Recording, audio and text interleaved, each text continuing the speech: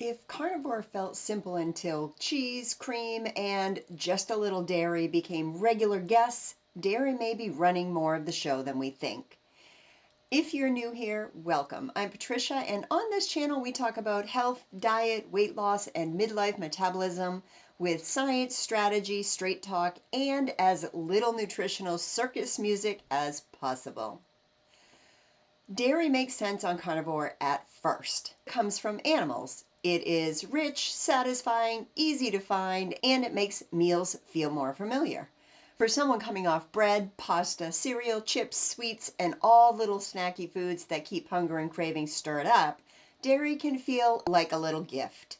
And in the beginning, it can be. Cheese on top of a burger bowl may help someone skip the bun. Butter on meat may make a lean meal more satisfying. Cream and coffee might make the transition feel less harsh. And for many people, that matters a lot because the best plan on paper doesn't help much if it feels impossible to live with. Now, before you jump in and prejudge this topic, this is not a dairy is bad conversation, and I'm not here to slap cheese out of anyone's hand. The issue is that dairy is not one thing. Butter is different from cheese. Heavy cream is different from cottage cheese. A little Parmesan on egg is different from eating cheese every time we pass the refrigerator. When we lump all dairy together, we miss what's actually happening. The body doesn't respond to food categories. It responds to what we actually eat, how much we eat, how often we eat, and what food does to hunger, cravings, digestion, inflammation, and satiety. This is why dairy can be helpful for one person and a problem for another. It may make carnivore sustainable. It may also turn carnivore into a very fancy snack plan with excellent branding. So before we ask whether dairy is allowed, we need to ask what role it's playing. Is it helping us build a solid meat-based diet, or is it quietly becoming the thing that we reach for when we're tired, bored, stressed, or looking for just a little something? That answer tells us much more than the label does. This is where people can get stuck because food can technically fit the diet and still interfere with our results. Carnivore-friendly means a food fits with the version of carnivore someone is following. Fat loss friendly means that food helps create the condition where the body can access stored energy more easily. Those two things are related, but they're not identical. That distinction matters. A ribeye, eggs, butter, cheese, heavy cream, and pork rinds may all be considered carnivore, but they don't behave the same way in real life. Some foods can help us feel calm, satisfied, and finished. Other foods make us want one more bite, one more slice, one more coffee, one more little something. That one more little something is where dairy can get interesting. Carnivore often works because it simplifies the food environment. Meat is nourishing, but it's not usually entertainment food. It gives the body what it needs without lighting up every old snack habit. That's a part of why hunger can quiet down when meals become more meat-centered. But dairy can blur that simplicity. A little cheese with a meal is one thing. Cheese as a snack food is another. Cream in 1 cup of coffee is one thing. Cream turning coffee into dessert 3 times a day is another. Butter on steak is one thing. Dairy-heavy treats becoming daily staples is another. And again, this is not about being perfect. It's about being honest. If the goal is simply to move away from processed food, dairy might be a useful bridge. But if the goal is fat loss, reduced cravings, better digestion, or breaking the habit of grazing, dairy might need a closer look. Sometimes the food that helps us transition is not the food that helps us progress. Cheese is often the dairy that causes the most trouble because it's so easy to eat past the point of need. It's salty, fatty, flavorful, convenient, and always ready to eat. No cooking, no planning, no real effort. It just sits in the refrigerator like a little block of opportunity. And because cheese feels carnivore approved, it can slip under the radar. A slice while cooking, a handful while packing a lunch, a little extra melted on top. a few bites after dinner. None of it feels like a big deal in the moment, but collectively, it can change the whole day. The tricky part is that cheese doesn't always give us the same satiety signal as meat. Meat requires chewing, structure, and a full meal experience. Cheese is dense and easy. It gives us a lot of energy in a small amount, but for many people, it does not create that same "I'm done" feeling. That's why cheese can behave more like a snack food than a meal food. And snack foods can keep the old patterns alive. They keep the brain checking for more. They keep the mouth entertained. They keep us grazing even when carbs are gone. Now, this doesn't mean that everyone has to remove cheese. Some people do fine with a little aged cheese or Parmesan as part of a meal. The issue is not whether cheese exists. The issue is whether cheese is helping the meal feel complete or keeping the eating window open. That is the question worth asking. Is cheese part of the meal, or is it replacing the meal? Is it adding satisfaction, or is it extending eating? Is it something that we choose on purpose, or something that we keep reaching for without thinking? If carnivore has stopped feeling as simple as it did in the beginning, cheese is one of the first places that I would look. Not with shame, not with panic, just with curiosity. Because sometimes the problem is not carnivore. Sometimes carnivore quietly became meat plus unlimited cheese, and the body noticed it even when we did not. This is where dairy can get a little sneaky in a different way, because a lot of people hear dairy and assume it automatically fits the same way butter or hard cheese fits. But not all dairy is carb-free. Some dairy can carry more carbs than people realize, mostly because of lactose, which is the natural sugar in milk. A good rule of thumb is this: the higher the fat and the more aged or firm the dairy, the lower the carbs usually are. The wetter, softer, and milkier the dairy is, the more likely it is to bring lactose along for the ride. That's why butter, ghee, and hard cheeses are usually easier to fit into a very low carb or carnivore style plan. But milk, cottage cheese, yogurt, sour cream, and softer dairy foods can add up faster than people expect. They might still look innocent because they're not bread, pasta, or candy. The body still counts what's coming in. The body doesn't give dairy a free pass because it arrived wearing a cute little farm label and it's from an animal. And this matters especially for someone using carnivore for fat loss, because if we're trying to quiet cravings, reduce insulin swings, and help the body access stored fat on the body, we do not want to accidentally turn a meat-based plan into a dairy-based grazing plan with hidden carbs sprinkled throughout the day. This is why some people say, I'm eating carnivore, but I'm still hungry, or I'm not eating carbs, but I'm not losing.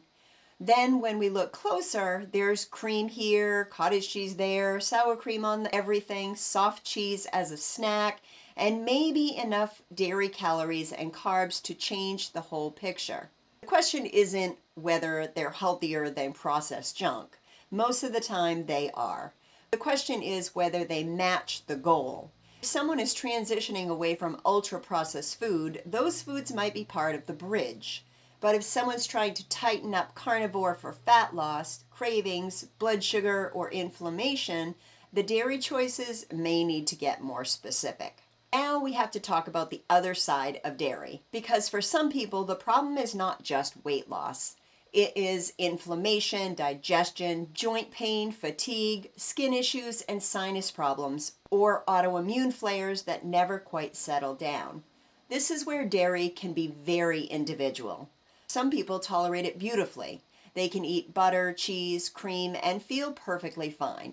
Other people add dairy and suddenly their body starts acting like it's received a strong complaint from the immune system. Dairy contains different components that can be problematic for susceptible people. Lactose can be an issue for people who don't digest it well. Whey and casein, the main proteins in dairy, can also be triggers for some people, especially those dealing with autoimmune conditions, gut irritation, or chronic inflammation. In those cases, dairy may contribute to symptoms even when carbs are low. And this is where it can get confusing because the reaction is not always dramatic. It's not always a stomach ache 5 minutes after eating cheese. Sometimes it's more subtle. Stiff hands in the morning, achy joints, bloating, constipation, fatigue that feels heavier than usual, skin acting up, sinuses getting stuffy, digestion slowing down, cravings getting louder, the scale stalling even though the meals look clean. Now that doesn't necessarily prove that dairy is the cause, but it makes dairy worth testing. I want to say that carefully because I don't want to turn every symptom into a panic spiral. But if someone has autoimmune issues, chronic inflammation, or health symptoms that are not improving, dairy is one of the first things that I would consider removing for a short trial. Not forever, not with drama, just long enough to get a cleaner signal. Because when the body is already irritated, even a food that looks perfectly acceptable on a plan may not be acceptable to that person's immune system. And one of the biggest mistakes that we can make is defending a food more than we listen to our body. The goal of carnivore for many people is not just to eat from an approved list. It is to reduce the noise, less digestive noise, less craving noise, less inflammatory noise, less guessing. And if dairy keeps that noise turned up, then it might not be the right tool for the season, even if it's technically allowed. And that's the part that people don't always want to hear, because dairy is delicious and it makes everything easier. I get it. But feeling better has to matter more than keeping every favorite food in rotation. And this is where the conversation gets practical, because most people don't need another food rule. They need a way to tell them the truth without making life miserable. For anyone who does well with dairy, the goal is not necessarily to remove it. The goal is to use it in a way that supports the plan instead of quietly taking over the plan. That usually means choosing dairy that gives the most satisfaction with the least chaos. Butter or ghee on meat, a little hard aged cheese with a meal, Parmesan used for flavor, higher fat options in small amounts. Dairy that makes meals better, not dairy that becomes the meal because we were tired and standing in front of the refrigerator pretending that shredded cheese is a dinner strategy. This is where we need to know ourselves. For me, as someone who absolutely understands carb addiction and that old pull towards just a little more, I can do Parmesan much better when I buy it shredded. If I buy a block, I am much more likely to break off a chunk. And then maybe just another little chunk. And then the cheese and I are apparently having a private meeting that I didn't schedule. That's not weakness, that's information. A lot of this comes down to setting up the environment so that we don't have to negotiate with ourselves all day. If shredded Parmesan keeps the portion reasonable, buy shredded Parmesan. If sliced cheese disappears too easily, don't buy the big package. If cream and coffee wakes up cravings, use less, change the routine, or take it out for a while. The version of dairy that works best is the one that keeps us honest. Not perfect, honest. Dairy should have a job. It should improve the meal, increase satisfaction, or make consistency easier. And that's really at the center of this whole conversation. Dairy's not automatically helping just because it's animal-based. It's not automatically hurting just because some people react to it. The answer is in the pattern. What happens to hunger, cravings, digestion, inflammation, or fat loss? And maybe most importantly, what happens to food noise? So if we think dairy might be part of the problem, the cleanest way to find out is not to argue with the internet. It's to run a simple test. For 2 to 4 weeks, take out the dairy that is most likely to muddy the signal. That usually means cheese, cream, cottage cheese, sour cream, yogurt, cream cheese, milk, and dairy-based carnivore treats. Keep the rest boring in the best way. Meats, eggs, if tolerated, salt, water, electrolytes, and enough fat from meat or added butter if butter has never been an issue for you. The reason this works is because it removes the guessing. When everything changes at once, we learn almost nothing. But when dairy is the main thing that changes, the body gets a chance to speak more clearly. This is not about punishment. It's not about earning results through restriction. It's simply a clean experiment. If hunger settles, cravings get quieter, digestion improves, joints feel better, energy comes back, or the scale finally starts moving again, that's useful information. And if nothing changes, that's useful too. Sometimes people are afraid to test dairy because they think that it means that they have to give it up forever. But testing is not the same as a sentencing. We're not sending cheese away to tiny dairy prison. We're just taking it out of the room long enough to see whether it was causing trouble. The key is to give the test enough time.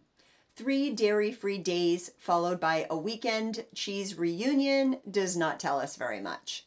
The body needs a little space, especially if the issue is inflammation, digestion, cravings, or autoimmune type symptoms. A short trial can be helpful, but 2 to 4 weeks usually gives a much clearer picture. And during that test time, don't replace cheese with a bunch of carnivore treats that act the same way. That's like firing one employee and hiring their cousin with the same bad habits. Keep it simple enough that the body is not trying to process 6 new variables. Meat first, protein first, simple meals first. Then we can actually see what the dairy was doing. If the dairy test helps, then the next step is not necessarily never again. The next step is reintroducing with a little common sense. Bring back 1 dairy food at a time and do it with a meal, not as a snack, not as a little kitchen drive-by, and not as a let me celebrate by eating half the cheese drawer moment.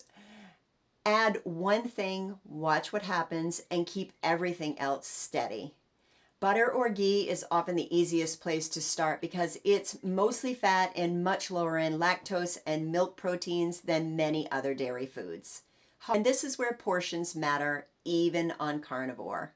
A little dairy used with a meal can be very different from dairy used to keep eating going. Parmesan over eggs is not the same as standing at the counter with a block of cheese and a knife, making tiny, reasonable slices until half the block has mysteriously disappeared. We have all met that version of reasonable. She is charming and completely untrustworthy. If the goal is fat loss, dairy might need boundaries. If the goal is reducing inflammation, dairy might need to come out for a while. If the goal is quieting cravings, dairy may need to stop acting like a snack food. The goal is simply maintaining a way of eating that feels good and works well. Small amounts might fit perfectly. And that is why this has to be personal. We don't have to be dramatic. We just need to be observant. That's really the whole point. Dairy can be a tool. Dairy can be a treat. Dairy can be a trigger. And for some of us, dairy can be the thing that quietly turns carnivore from simple, nourishing plan into a snacky little circus with cheese at the center ring. And I say that with all the love because cheese is delicious. But delicious doesn't always automatically mean useful for the goal in front of us. Because carnivore is not supposed to become another place where we defend foods that are not helping us feel better. It's supposed to simplify the noise so that we can actually hear what the body is saying. And as always, be good to yourself, be good to others, and keep loving life over 50.